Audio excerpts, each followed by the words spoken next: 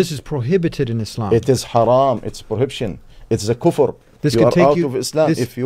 Doing this can take If you. you out. do this, you become a kafir, not Muslim. Yeah.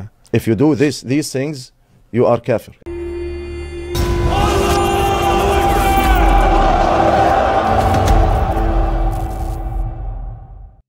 আমাদের মধ্যে প্রবণতা আছে আমরা কালো জাদু বা বদনজরের শিকার হলে অথবা মেডিকেল ট্রিটমেন্ট দ্বারা কোনো রোগের সমাধান না হলে যখন আমরা আধ্যাত্মিকতাকে এর জন্য দায়ী করি অথবা ভাবতে শুরু করি এটি আধ্যাত্মিক জগতের কোনো সমস্যা কিনা, তখন কিন্তু আমরা কবিরাজ অথবা তান্ত্রিকের খোঁজ করতে শুরু করে দেই। কিন্তু বেশিরভাগ ক্ষেত্রে দেখা যায় যে সমস্যার জন্য আমরা গিয়েছিলাম সেই সমস্যার সমাধান তো হয়নি, বরং সাথে করে আরও কিছু সমস্যা আমরা বয়ে নিয়ে আসি। আর এর পেছনে বিশেষ একটি কারণ রয়েছে, শুনুন। You have to put it in your bedroom. They tell you to sleep with it under your bed or something? Yes. Okay.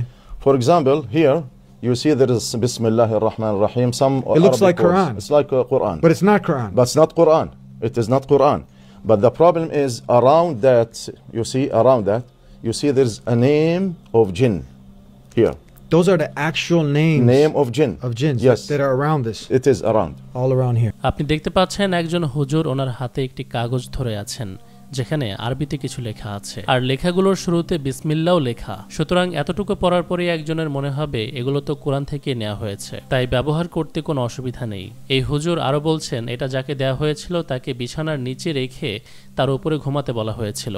এ ধরনের কিছু অদ্ভুত নির্দেশনা আমাদের দেশের কিছু কবিরাজেরাও দিয়ে থাকে। কিন্তু এরপর হুজুর বলছেন এখানে কোরআন থেকে আয়াত লেখা থাকলেও এর চারপাশে বিভিন্ন জিনের নাম লেখা আছে। Yes, it's a name of jinn. Now the people, they don't know what's the difference. It is a Quran, but they don't know what is this. But it's a name of jinn. Sometimes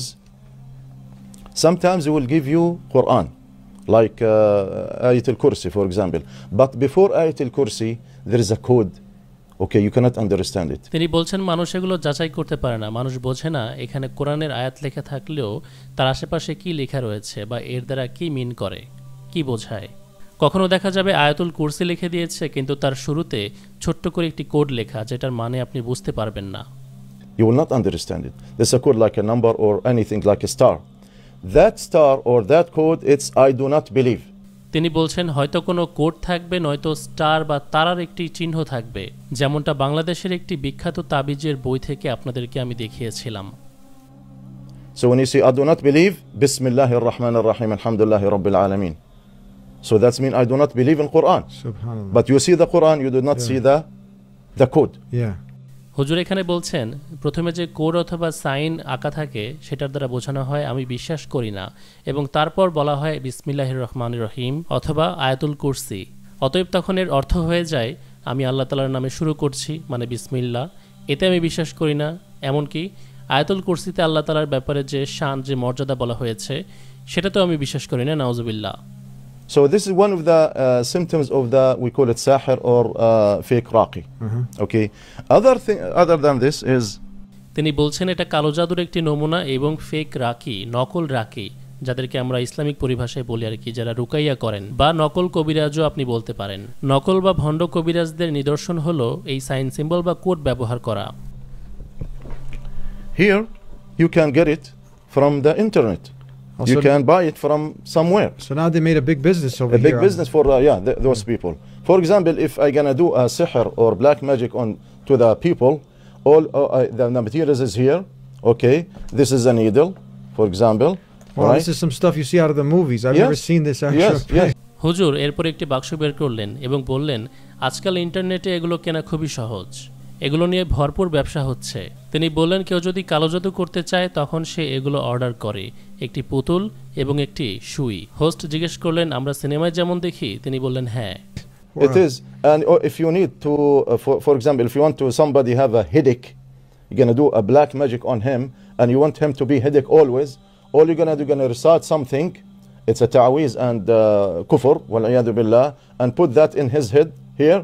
And he will feel pain all the time. কেউ যদি চায় কালো জাদুর মাধ্যমে কারো 24 ঘন্টায় মাথা ব্যথা হোক, তাহলে ওই ব্যক্তি কিছু একটা পাঠ করে তারপর এই সুই পুতুলটির মাথার মধ্যে এভাবে গেঁথে দেবে। Have there been cases that actually people I have these cases. Yeah. Yes. Subhanallah. So this is, of course, It's easy to. And obviously, buy. this is prohibited in Islam. It is haram. It's prohibition. Host জিজ্ঞেস করেছেন এমন ঘটনা কি রয়েছে, তখন তিনি বলেন হ্যাঁ। হোস্ট বললেন এটা তো ইসলামে নিষিদ্ধ। তিনি বললেন হ্যাঁ, এটা হারাম। It's a kufr. This You can are take out you. of Islam if you Doing this can take if you. you Out. do this, you became a kafir, not Muslim. Host বলল এটা আপনাকে ইসলাম থেকে বের করে দেবে। তিনি বললেন এটা যে করবে সে কাফের, সে মুসলমান নয়। Yeah. If you do these things, you are kafir. So we're explaining to people this is what people they do this, or people go to people who do this. So we're giving them the signs of someone who's a. Host এখানে বলছেন যে তাহলে আমরা ওই লোকেদেরকে বোঝাচ্ছি যারা এগুলো করে, অথবা তারা এমন লোকের কাছে যায় যারা এসব কাজে লিপ্ত, তাদেরকে আমরা আসলে কি বলি? What would you call this person then? What do they call these people? These black magic? What are their names? We call it we call it talasim, for example, or the sihr, or we call it dajjal. Yeah. Dajjal, like he's a big liar. Okay. We call him that dajjal. He's a dajjal. So you need to stay away from these people. You have to stay away from him. হুজুর বললেন আমরা এগুলোকে তালাসিম, সেহের বা black magic বলি, এবং যারা এগুলো চর্চা করে তাদেরকে আমরা দাজ্জাল বলি। দাজ্জাল অর্থ মিথ্যাবাদী।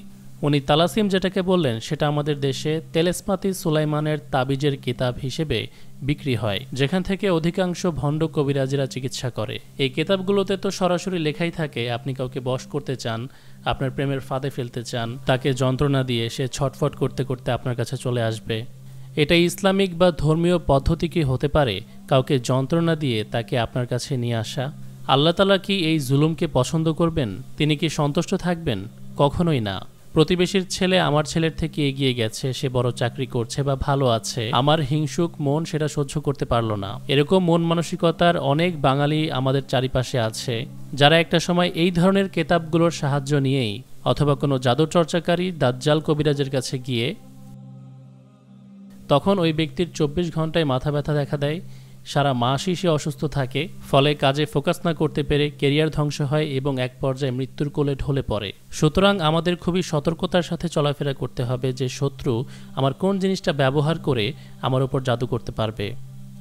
देखें हमारी बॉडी से रिलेटेड जितनी भी चीज़ें हैं, अटैच चीज़ें, ये कपड़े, ये घड़ी, ये अंगूठी, ये मैंने ग्लासेस लगाए हैं या शूज़ पहने हैं, सॉक्स पहनी हैं, कोई भी चीज़ उसको किसी भी गंदे अमल के ज़रिए जिस शैतान से मैंने मदद लेनी है ना जादू करने के लिए, मारने के लिए शैतान अलग है, बीमार करने के लिए अलग है, फाइनेंशियली डाउनफॉल के लिए अलग है, पागल करने के लिए अलग है, हर चीज़ के लिए अलग अलग शयातीन है।